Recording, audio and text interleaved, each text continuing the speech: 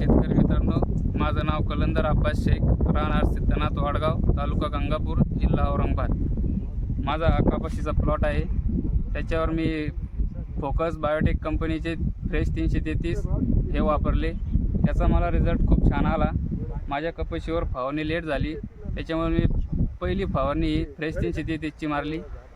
माझ्या कपाशीवर मावा, थ्रिप्स, पोकळा भरपूर प्रमाणात होता, पण ह्या फ्रेश 330 मुळे पूर्ण रिझल्ट आलेला आहे। तिचे पानं पण असे नरम झालेले आहेत। तर आता तुम्हाला काय अटॅक वाटतोय का दादा तुमच्या प्लॉटमध्ये? आतापर्यंत तर काही अटॅक नाही आहे। मला फवारणी करून पूर्ण उद्या 15 दिवस होतील, तरी पण अजून काही अटॅक आलेला नाही। तर तुम्ही बाकी शेतकरी मित्रांना काय सांगणार तुम्ही याबद्दल? आता हे तुम्ही बघू शकता, हे माझे शेजारी आहे, त्यांना तुम्ही त्याचा रिझल्ट विचारू शकता।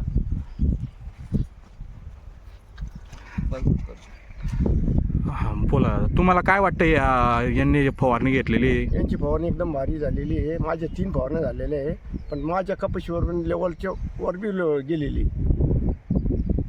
तर तुम्ही काय सांगणार बाकी शेतकऱ्यांना या फवारणीबद्दल? या फवारणी एकदम भारी पडली मला।